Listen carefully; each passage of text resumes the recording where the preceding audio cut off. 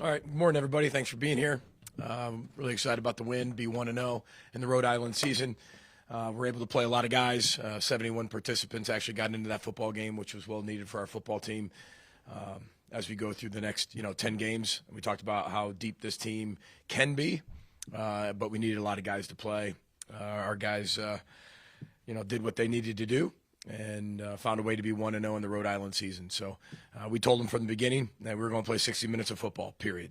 And I thought they did that. From the start to the finish, there were 60 minutes of football, and that was the whole objective, and I thought our guys did a really good job of that. So we'll talk about next week's opponent here, I'm sure, in a little bit, but we'll open up for questions. PJ, if anybody needed a reminder that Darius was a difference maker, they certainly got it Saturday. How would you describe his importance and his skill set? I think he's one of the best players on this football team, maybe in the country.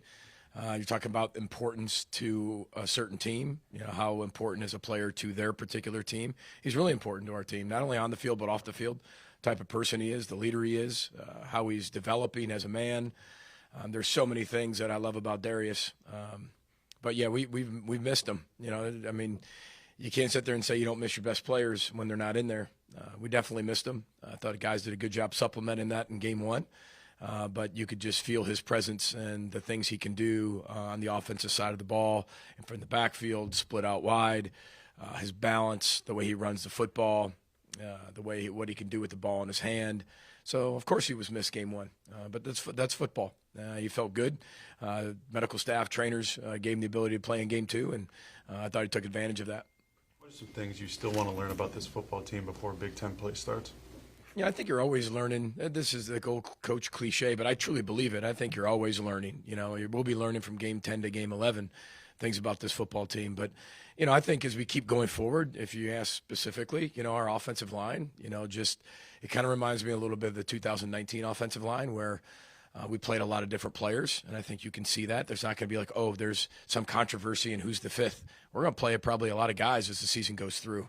And I think that might be what's best for this particular year, and that gives credit and says a lot about the development a lot of those other guys, the Ashton Beers and the Tony Nelsons and the Phillip Daniels and guys like that have come on strong. So I think you're going to see that where I think it wasn't until after the bye week of 19 that we're actually kind of settled in of really 6 offensive linemen.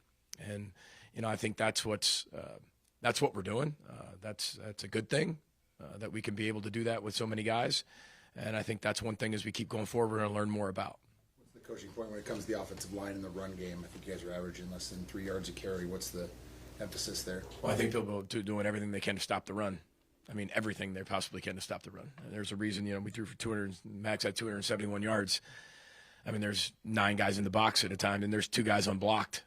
You can block so many. I think also when you play an opener like you do against North Carolina, you were there. They have 8 guys that are all rotating in that are all 300 pounds and really good players. And I think those are 2 really good teams going at it. And I think this week they had to do it a little bit more with more bodies.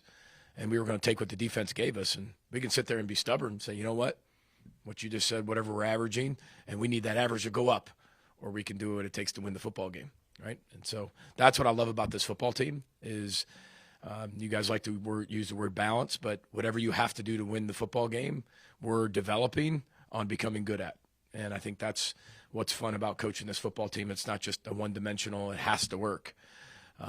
We want both to work. We want to be as balanced as possible, but really good teams find ways to win in different ways. And I think when you look at game 1 versus game 2, they were pretty different. Max's ability to spread the ball around to different receivers, was that part of the plan, or is that something he's doing on his own that's developing? Well, I think that's going to have to be, Randy, the key for us to have success is the ability to spread it around. I think we had, I forgot how many people actually touched the football, 12? Was it 12? I think 12 people, 12 pass catchers. And when you throw the ball 30 times, Max threw it 30 times, right? Then you had 12 people catch the ball. I think that just answers the question that we have to be able to be that way. And, I told you afterwards, we were joking around with Daniel. I said, Daniel, did you have a touchdown today? And, he smiled. And what my point of that is we're going to need other people to be involved in this, from the running back position to the wideout position, tight ends. For this to work the best it can work, everybody has to be reliable. the best form of ability is reliability and availability. But reliability is critical to be trusted in certain moments, and everybody's going to have their opportunities to make those plays like they did this week, and they're going to have to be able to make them. And we're a better team if we can continue to distribute the ball like that, because it keeps defenses balanced. They're not able to take away one receiver and then it takes away your whole offense, or just take away the run game and now you have nothing to do.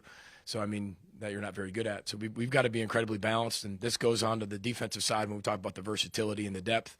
We've got to be just versatile and depth and deep on the offensive side of the ball as well. BJ, you talked after the game about takeaways being the difference from UNC to Rhode Island. Is there something that Heatherman's emphasizing or drilling more to kind of see that burst in production? Same drills, same emphasis. I think our guys are really buying into it and what they can do.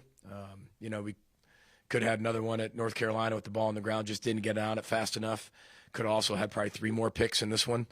But again, you got to take advantage of those opportunities. And it's not about, our players know what they do really well. And you go in there and, I told you this all before, we celebrate the win on Sunday and we show them all the great plays that they had. And then we put our leather vests on.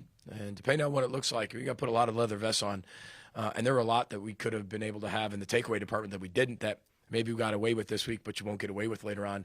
We have to be an advantageous defense. We have to be a swarming defense that plays with legal football violence in everything that we do. And I think that's been the message from day one with our players, and I think they've responded really well in 2 games with that. And I think anybody who's watched our defense in the past over 2 games, and again, like I said, there's North Carolina in game 1, and we were one of the only teams in our league that played a team like that.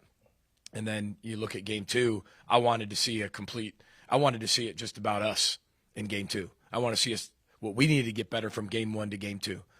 Those are hard games. Those are really hard games, especially when you're playing a good FCS team who's had a lot of success the last few years and really building that program up. You don't know how hard that is to be able to get people to come off that loss that we had and be able to get them refocused, and the type of team that takes and belief in each other as players and as a staff and collectively as a team to get that type of performance. And but I think as you watch our defense and you see us swarm and run to the ball, we're fast, we're versatile, we're deep, and they play really hard. It promises you nothing. You still got to be able to make the plays, still got to go find ways to win games. It's still the process to be able to get to that result. But I like the way they're playing, like how they're playing. You know how much the how means to me, and that's all I can ask from our football team is how hard they play, offense, defense, special teams, and that's one thing that we take a lot of pride in. 2 things that you saw from Max about how he played versus like what he played from week 1 to week 2. How did you see him improve? I thought he was really poised. I think right from the jump he was poised. Again, he learned a lot from game 1 to game 2. He'll learn more now from game 2 to game 3, and I thought he was in complete command. I thought his leadership on the sideline was even way better. I thought his accuracy was where it needed to be. I thought he hung in the pocket really, really well and delivered the ball where it needed to go. His reads, decisive decision-making was better. Overall, just better. I think he just felt more comfortable in game 2. And it's not about comfort. I think quarterbacks, you're never just comfortable, right? Because you have to be razor sharp in everything that you do. And I think that's kind of what he did, a little surgical. It was just, it was precise. And that's what you want from your quarterback. What stands out early on about Nevada? Well, they're very unique. They're much, much, much improved from what they were last year. Maybe one of the most improved teams from last year to this year with a new head coach and staff. A lot of option. They keep you really sound. They make you play really sound. One gap type defense. I haven't had a chance to watch a ton of them, but looking at them, there's a lot of option involved. And then they run to the ball. They've got really good athletes on defense. They brought in some guys at the portal. They've got some guys who played a lot of football for them. And they've had a bunch of games that have been really, really close. So, and that SMU team's really good, according to what people are saying. And they had the lead. They were beating them for a while and then weren't able to win it at the end. So really good football teams coming in here into Huntington Bank. And we got to have a great week of practice. We know that. And, but we'll know more as we keep going through the week. But a lot of option football. BJ, with the few plays that Coach Parrish made on Saturday, does that tell you as a coach I need to find more ways to get this kid on the field? Well, I think that's always been why he's on the field. from the start as a true freshman coming in June. I think no matter what, we saw what he did in training camp and even in the summer, and you're like, all right, we got to find ways to be able to get him on the field. And, I never put too much stock in just one thing. I never have done that, or just one game. But I think we can all see from game one, and he's on the field and does some really good things, loves football, where he's supposed to be, when he's supposed to be there, makes some plays. Game two, makes some plays. And, again, as you keep doing that, we'll continue to give you what one, you've earned, and then two, what helps the football team, and how much that's TBD, to be determined. But I love seeing him on that football field. He's a football player. I never forget that he is a true freshman. He's a sponge. He loves to learn. He loves the game. So it's not like, oh, well, yeah, he's a freshman, I can only spoon feed him. I mean, we can give it to him by the shovels if he can handle it. And as of right now, he can handle it by the shovels. And we're going to continue to do that and get to the bulldozer part. And, he just absorbs it all. And I'm proud of him for that, because that's really difficult to do.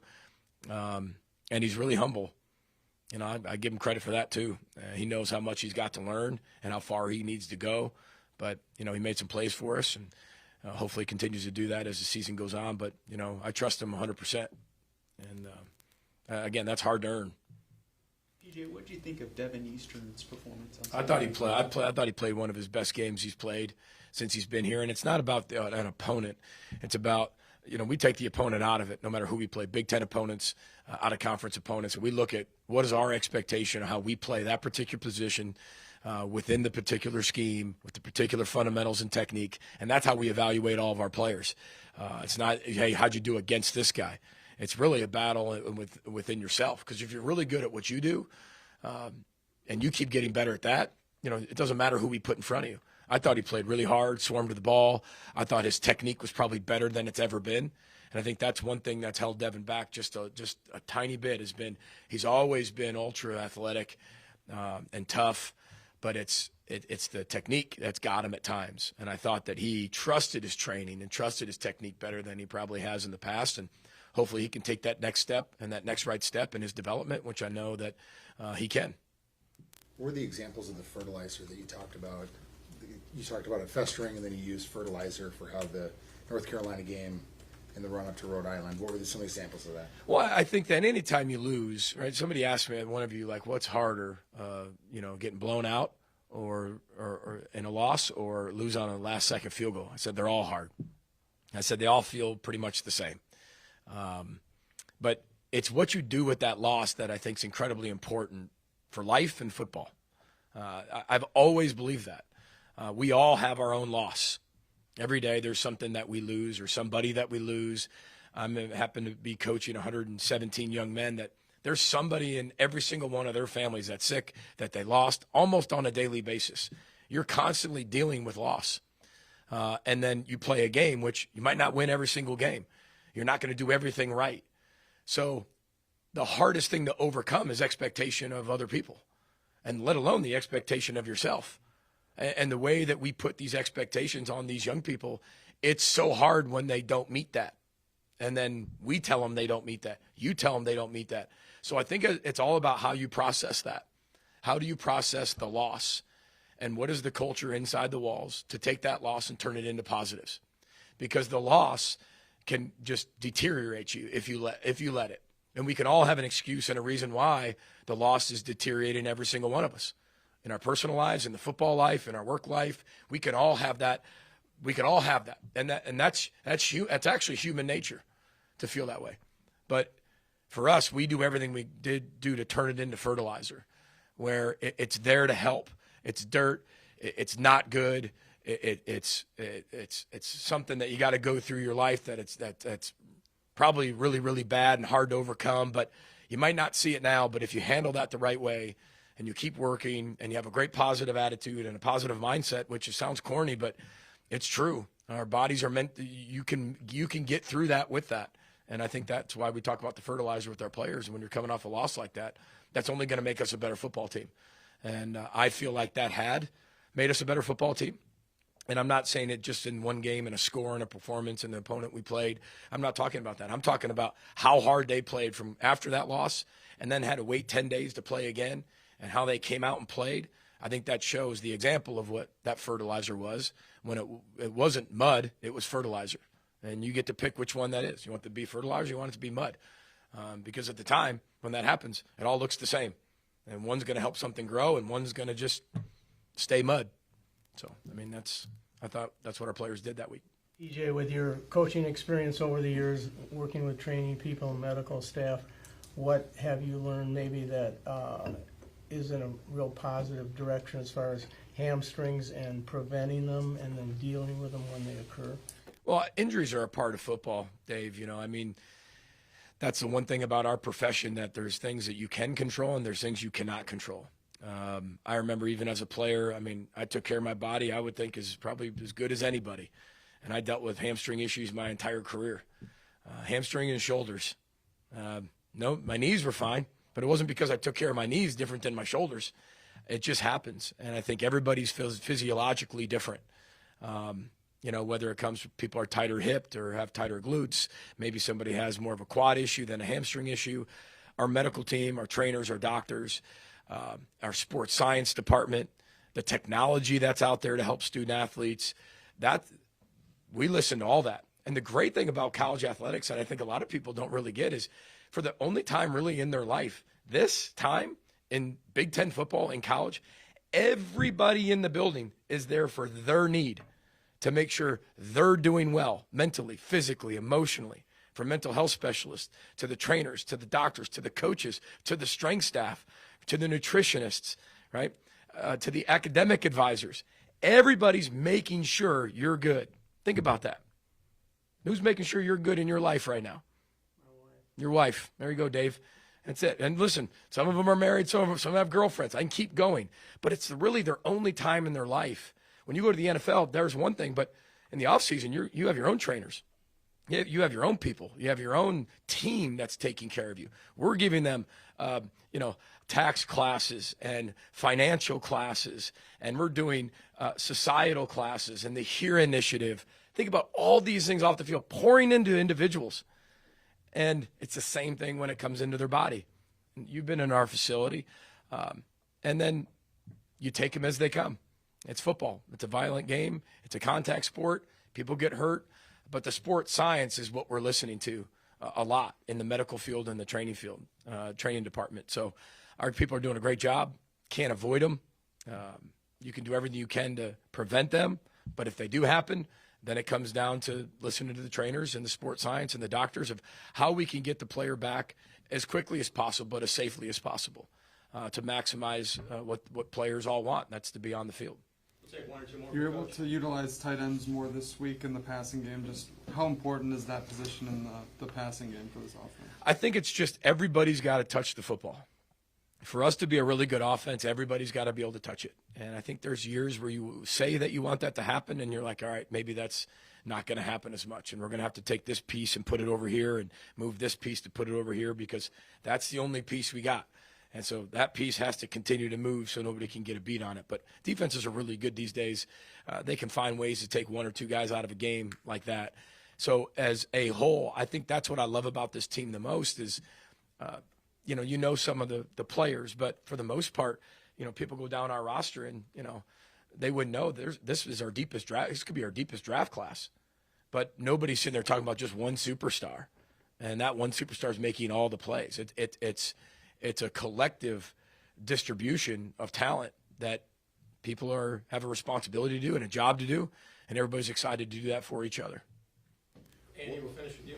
What did you hear from the Northern Illinois community after what happened in South Bend? It was tremendous. Coach Hammock and I were college roommates.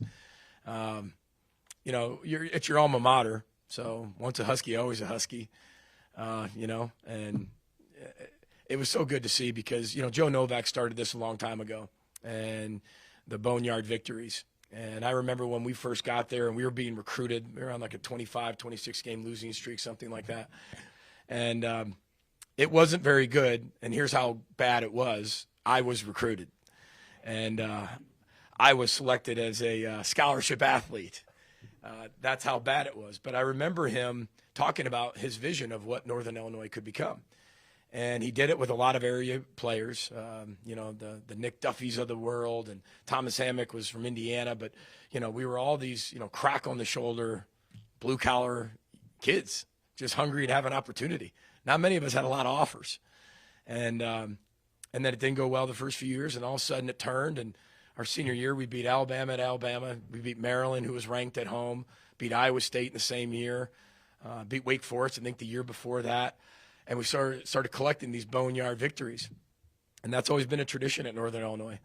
And, Joe Novak started that. And he put that in all of us, that you can. And I think that's where that comes. And you start to look at, Thomas Hammock and what he's doing at Northern Illinois. And you've looked at where Joe Novak's tree has gone and moved on to. There's a lot of hard jobs and a lot of blue-collar jobs. And there's a lot of blue-collar people working at those jobs and putting people in position to believe in themselves. And I think he taught all of us to believe in ourselves, that anything's possible if you work hard enough. I know that's corny and cliche, but and we came up with the hard way. Nothing for us was ever going to come easy. It was going to be the hard way. And so we created the hard way as players. And to this day, they still use it. And I'm so glad Coach Hammock's back at our alma mater representing the NIU Huskies. And I'll say this to everybody, if you got a chance to watch it, which I think it's gone viral, that is Thomas Hammock. That is his post-game speech. I mean, he loves Northern Illinois. He loves his players. I mean, and that was real, true, authentic Thomas Hammock. I had to watch Thomas in his senior year get told he can't play because of a medical condition. And him and I were both sidelined. I had a hamstring, Dave. And he had his medical condition. And our first senior year, we went through on the sideline together. My mom has a picture to this day called the sideline season. My mom still sends him notes. And he just texted me yesterday, but your mom just sent me a note. Make sure I have her address, send her, thank you, because they moved. So, but a sideline season, we sat there together. And he's got incredible emotional intelligence. And he knows what kind of football team he always has. And that wasn't just for that team. That was for all the things that, we were told in recruiting of what could happen at Northern Illinois, and what a win for the Huskies. And sorry to ramble on about it, but it's fun to watch your alma mater do a lot of really good things. And, when I was at Western Michigan, I was, I think, hated by them all of a sudden, because you kind of switch and you're in the same conference and now you're in a rival. But I think we've all moved on from that, obviously 8 years being here. And now, it's just so good to see him have success and the players have success, and so many guys that even on a staff that we know, and just really happy for them. That's a huge win in program history for sure. You got it. Row the boat, Sky Mile, go Gophers.